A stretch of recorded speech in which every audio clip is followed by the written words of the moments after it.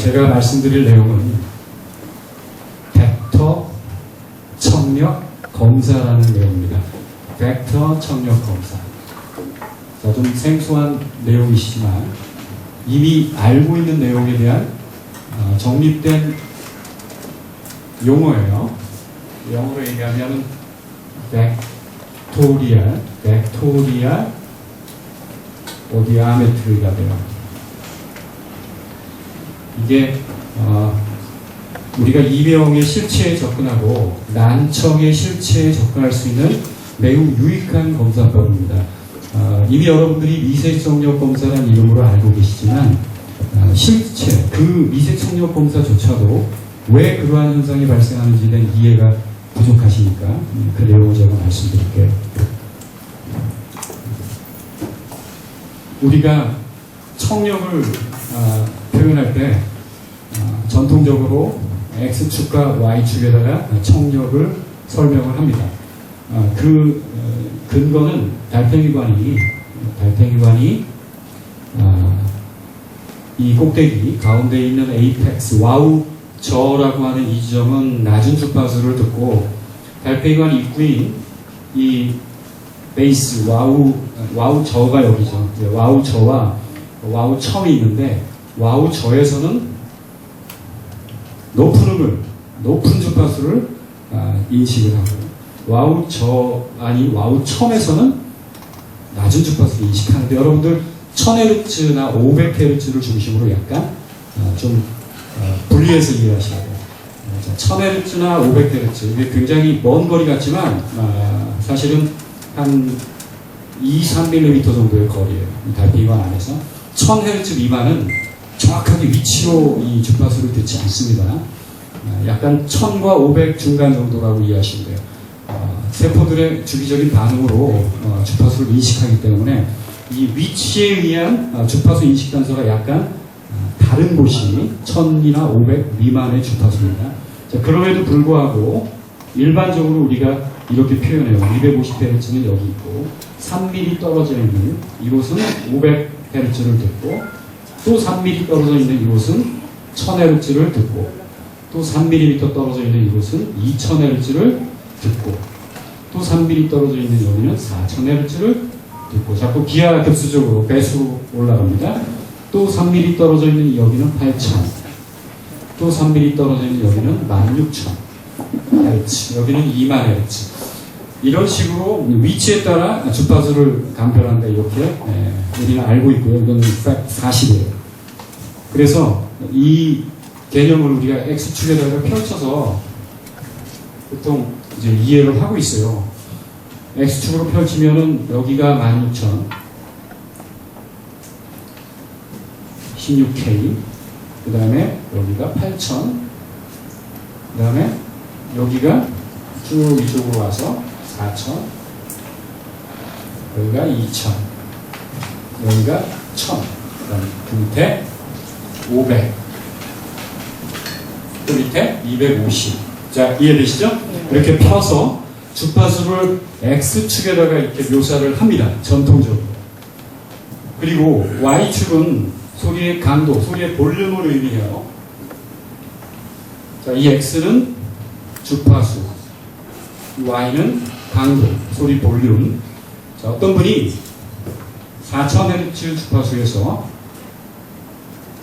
역치를 측정을 해요. 역치라는 거는 내가 들을 수 있는 가장 작은 소리라고 이렇게 간략화해서 이해하는데 역치는 두 가지가 있습니다. 안 들리는 지점부터 키워서 안 들리다 어느 지점에 딱 들리는 지점, 그 처음 들린 지점을 상향역이라고 해요. 반대로 들리는 소리부터 들린다 어느 지점에 안 들리죠. 그 안 들리기 시작한 지점을 하향역치라고 합니다. TSC 사운드 컨디셔닝, threshold 사운드 컨디셔닝 할 때 볼륨은 하향역치에 맞춰야 돼요. 하향역치에 맞춰야 돼요. 자, 그런데 그 하향역과 상향역 두 가지 개념이 있다는 거 아시고 그거의 평균이 가령 어떤 분이 평균값이 70 정도예요. 그러면은 4000Hz에 70 정도의 문턱 값을 가지고 있는 분이 우리가 이거를 고도난청 시작이라고 합니다. 고도난청 요 부분에 대해서 4천. 자, 이분에게 당신은 70의 청력을 가지고 있습니다. 이렇게 얘기할 수 있죠. 그리고 70 역치를 가지고 있는데 이 문턱이 이렇게 올라가 있어서 소리를 잘 못 듣는 거죠. 이 4000Hz 부분에서는 70보다 작은 소리가 안 들려요. 그죠? 문턱이 이만큼 있으니까 소리가 뇌로 전달이 안 돼요. 그래서 우리가 보청기로 소리를 증폭을 해서 넘깁니다. 그런데 이 70의 문턱이 과연 정적인 역치인 것인가? 즉 고정된 것인가? 아니면 동적인 역치인 것인가? 움직이는가? 자, 이 부분에 대해서 오늘 이 시간에 제가 말씀드릴 내용이 청력의 본질에 접근할 때 그 청력은 정적이지 않다라는 사실. 네. 하지만 그걸 굳이 정적으로 해석을 할 때는 지금 2차원에 이렇게 딱 70이라고 찍혔으니까 70이라는 값에 집중을 하는 것 뿐이죠. 실체는 그렇지 않습니다. 자, 실체를 우리가 이해하기 위해서 자, 여기다 예를 한번 들어볼게요. 가령 이쪽을 Z라고 합니다. Z. 시간이라고 한번 해석을 하고요. 시간인데 대략 한 20분? 20분 정도예요. 여기 10분? 네. 여기는 이제 시작. 자, 여기도 Y 값이 있어요. 볼륨입니다. 우리가 저 4000Hz의 70을 여기다 한번 표시해 볼게요. 4000Hz의 세포가 하나가 아니에요. 4000Hz를 처리하는 세포의 개수는 약 100여 개 정도 됩니다. 그리고 70이라는 수치는 제가 조금 중요한 수치이기 때문에 말씀드려요. 전통적인 의학에서는 70이면 완전히 청력이 죽었다. 이렇게 해석합니다. 패시브 모드, 즉 수동적인 청력으로 완전히 바뀐다. 70 정도의 청력이면 외유모 세포의 기능은 완전히 상실되어 있고 내유모 세포가 수동적으로 증폭을 한다고요. 원래 내유모 세포 증폭하지 않거든요. 그런데 이제 내유모 세포가 외유모 세포들이 다 죽었으니까 내가 그 증폭 기능을 맡을게 한대요. 네, 동물 실험 결과입니다. 그래서 70 이후에도 청력이 80도 있고 90도 있는 건 내유모 세포들이 그 외유모 세포를 배신해서 청력을 처리하고 있기 때문에 그것을 하는 게 고전적인 전문가 이론이에요. 자, 그런데 우리의 그 수많은 결과들을 보면 90 또는 100, 110, 120에서도 여전히 외유모 세포가 쏟아져 동쪽으로 청력이 변하는 걸 우리는 많이 봤습니다. 죽었으면은 일어날 수 없지만 바로 죽지 않았다는 증거라는 거죠. 자, 그럼에도 불구하고 70을 청력이 완전히 죽었다라고 해석하는 매우 중요한 수치입니다. 의사 선생님들하고 논쟁을 할 때가 있어요. 이 내용으로. 자, 그런데 문턱을 70을 가지고 있는 세포 그룹을 한번 이제 돋보기로 현미경으로 들여다볼게요. 한 100여 개의 세포가 4000Hz를 처리합니다. 하지만 그 100여 개의 세포를 우리가 편의상 번호를 0번부터 1번부터 15,000번까지 세포가 있다고 하면 한번 편의상 4000Hz니까 예를 들어 1년 번호를 한번 붙여볼게요. 10,000번부터 이게 주파수 아니에요. 헷갈리시면 안 돼요. 1년 번호입니다. 15,000개의 세포한테 전부 다 이름표를 붙여줬어요. 그래서 10,000번부터 11,000번이 10,000번이 4000Hz로 들어요. 자, 그런데 이 10,000번부터 11,100번에 해당되는 100여 개의 청각세포의 그 정체성, 그 다음에 뇌와 통신하는 그 메커니즘은요, 이렇습니다. 자, 10,000과 11,100은요, 어떤 큰 그룹에 속해 있어요. 그 그룹을 우리가 임계대역이라고 합니다. 청각 필터라고 합니다. 인공 와우에 전극이 1mm 간격으로 인공귀 코클리아 임플란트가 만들어져요. 그래서 실리콘 안에 1mm 간격으로 전극이 박힙니다. 그게 달팽이 안으로 들어가요. 그 왜 1mm 간격일까요? 자, 보청기가 아주 고가의 보청기들이 멀티 채널, 고사양의 멀티 채널, 멀티 밴드 보청기였어요. 24밴드, 31밴드 보청기입니다. 그 간격이 주파수를 컨트롤하는 간격이 1mm. 왜 1mm일까요? 그 1mm 정도. 자, 우리 생체에서는 상수가 없어요. 1mm라고 해서 꼭 1mm여야 되는 거 아닙니다. 약간 플러스 마이너스 좀 있어요. 0.9mm일 수도 있습니다. 약 1mm 간격으로 필터가 형성이 되죠. 10,000번부터 11,100번의 4000Hz를 듣는 청각세포 그룹은 어떤 청각 필터에 속해 있을까요? 자, 10,000번부터, 한 청각 필터는 약 500개의 세포입니다. 그러면 10,000번부터 11,100번을 어느 청각 필터에 속해 있냐라고 질문한다면 여러 청각 필터에 속해 있지 않겠어요? 예를 들까요? 10,000번부터 1,500번에 해당되는 그 청각 필터 안에 10,000번부터 1,100번이 속해 있죠. 이해되시죠? 역으로 9,600번부터 1,100번까지 청각 필터 안에 10,000과 1,100번 그 사이가 포함되어 있죠. 자, 헷갈리시면 안 돼요. 자, 10,000번부터 1,100번은 어느 고정된 청각 필터에 소속된 집단이 아닙니다. 자, 그래서 우리가 어느 영역을 그리느냐에 따라서 개념이 전혀 다를 수 있어요. 예를 들면, 자, 10,000번부터 1,100번의 청각세포들인데, 얘네들은 9,600번부터 1,100번에 속해 있는 청각세포일 수도 있고요. 10,000번에서 1,500번에 속해져 있는 청각세포 그룹일 수도 있고요.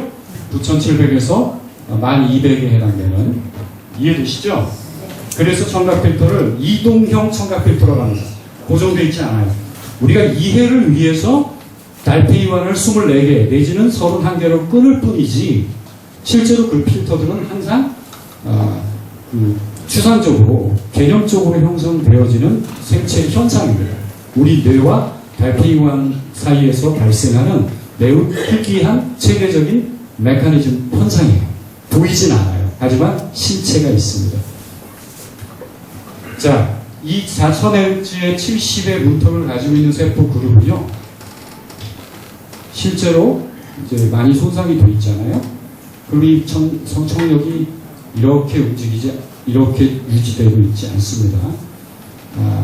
손상이 많이 된 쪽은 뇌가 걔네들을 외면하기 시작해요. 그래서 그 옆에 있는 청각 필터하고 통신을 합니다. 그러니까 걔네들은 이제 왕따 당하는 거예요. 한 방에 왕따 당하지 않고 점진적으로 왕따가 빨리 당하면 걔네들의 기능이 급저하됩니다. 달팽이관이 건강할 때, 뇌가 건강할 때는 서로 아주 에너지가 균형이 잘 잡혀 있어요. 그래서 뇌가 달팽이관을 잘 억제합니다. 그런데 뇌가 문제가 있거나 달팽이관에 문제가 있을 때는 그 억제 에너지가 훼손이 돼요. 풀려요. 그러면 그 청각세포들이 잘 제어가 되지 않아요. 점진적으로. 자, 그 제어되지 않을 때 나타나는 현상을 burst firing이라고 합니다. burst firing. 한국말로 제가 어떻게 할 수 없어서. 예, burst firing. 돌발적 점화단. 청각세포가 플러스 마이너스 점화장치예요.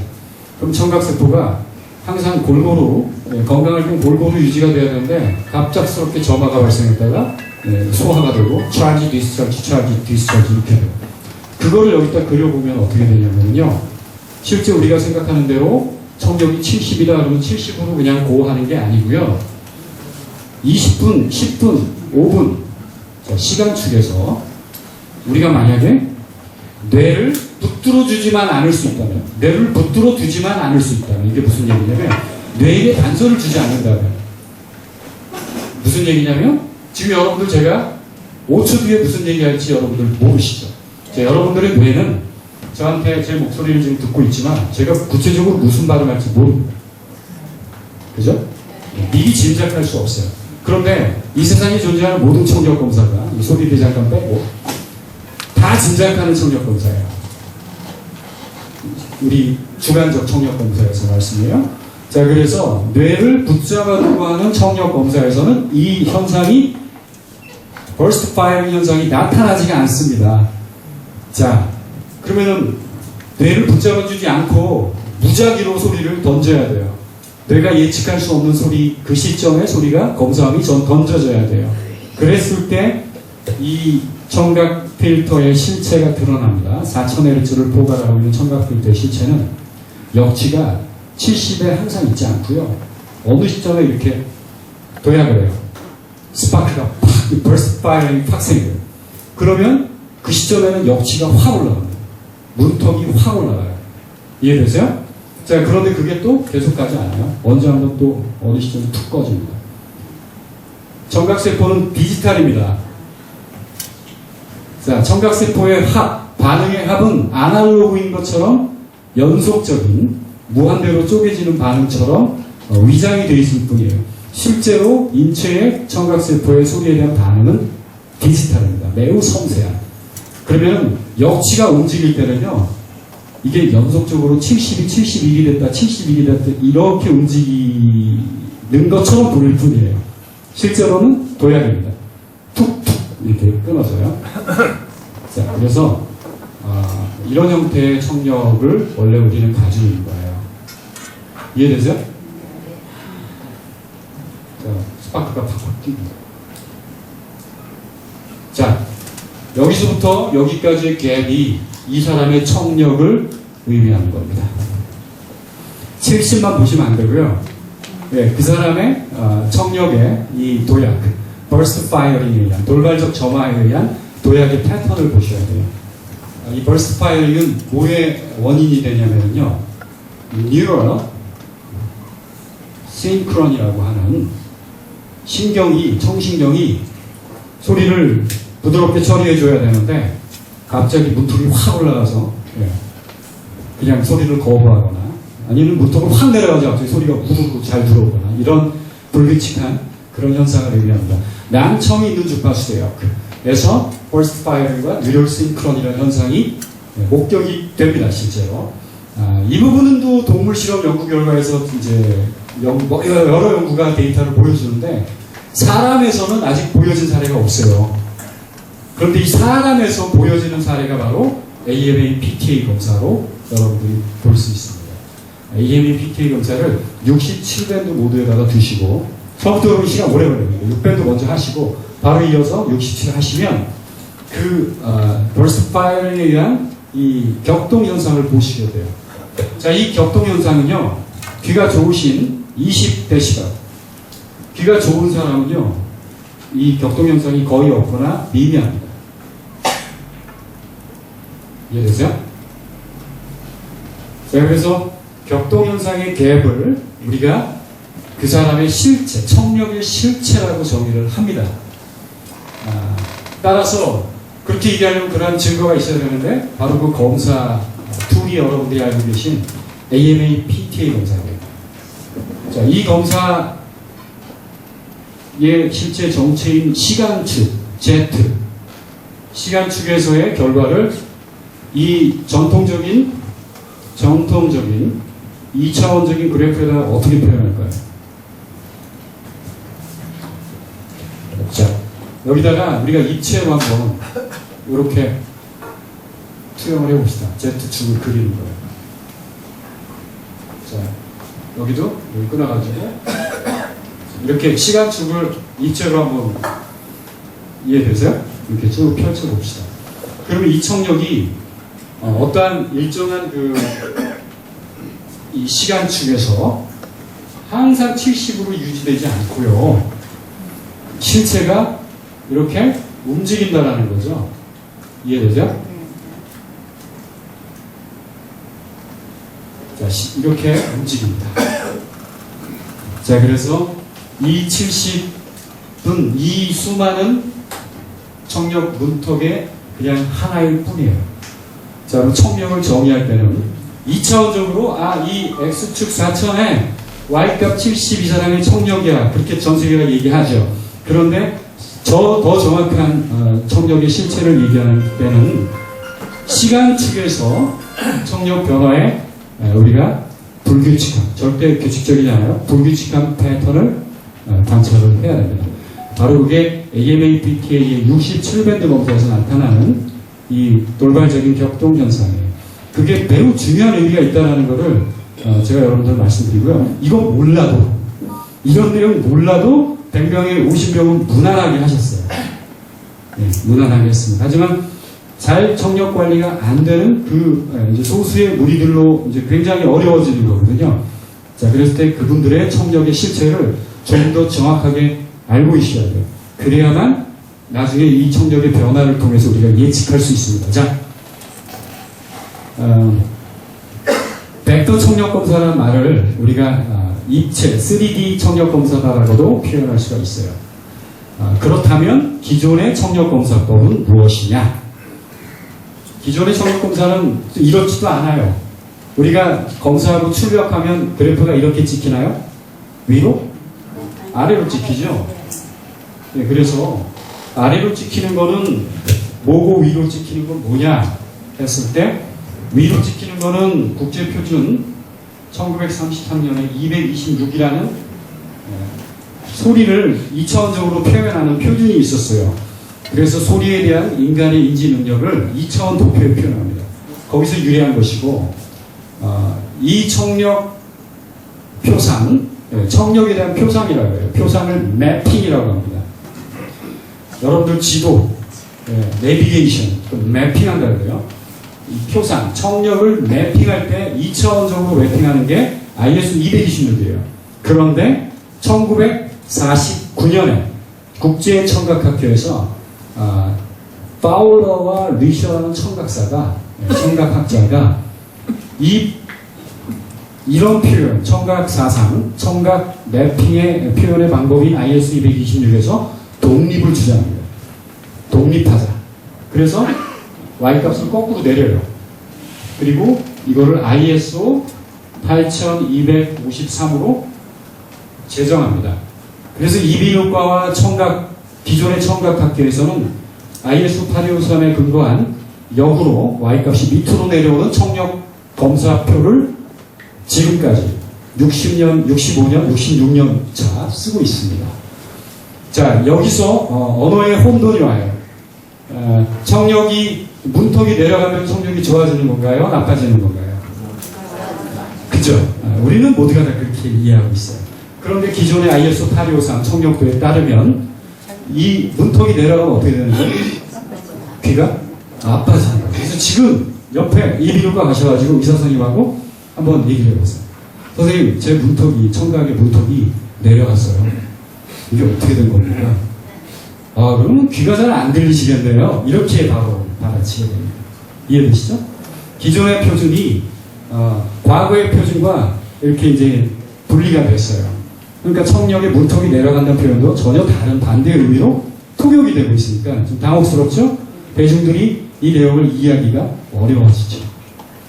자, 그런 관점에서 우리가 앞으로 이 벡터 청력 검사는요, 이 두 개의 청력도를 화해시킬 수 있는 검사, 새로운 검사 담론이에요. 체계적인 접근입니다. 이렇게 입체로 해서 실제 청력의 내면적인 구조를 보는 게 매우 중요하다는 걸 우리가 알려야 돼요. 그게 실체예요. 그래서 우리가 벡터 청력 검사라는 말을 만든 거예요. 앞으로는 벡터 청력 검사라는 말을 우리가 사용을 할 겁니다. 그에 반해 기존의 청력 검사는 스칼라 청력 검사예요. 스칼라라는 건 독립변수 X, 어떤 독립변수 X에 대한 다른 수를 함수라고 하거든요. Y라는 건 우리가 이제 청력 역치로 통일을 하고 있습니다. 청력 역치는 종속 변수예요. 그래서 청력 역치는 주파수에 따른 수다. 주파수에 대한 함수다. 이렇게 얘기를 합니다. 이 Y는 fx라는 말은 기존의 청력, 2차원적 청력 그래프를 의미하는 말이에요. 그런데 소리대장간의 벡터 청력 검사는 종속변수 청력은 주파수 x와 시간 z에 대한 따름수다. 이렇게 얘기하셔요. 이해되시죠? 그래서 실제 청력은 x 주파수와 시간 z에 관한 함수다. 이렇게 얘기하는 게 정확한 표현입니다. 여태까지 아무도 그렇게 얘기 안 했어도 언제부턴가 누군가 그렇게 얘기하면 새로운 지식이 통용이 될 겁니다. 그래서 여러분들이 그렇게 얘기해 주십니다. 무슨 함수 어려워. 이해하시면 되잖아요. 이해하시면요. 네. 이해되시죠? 자, 벡터 총력 공사에 대한 내용 여기서 마치겠습니다. 또 자세한 내용은 다음번 강의 때 더 섬세하게 또 말씀을 드리도록 하겠습니다.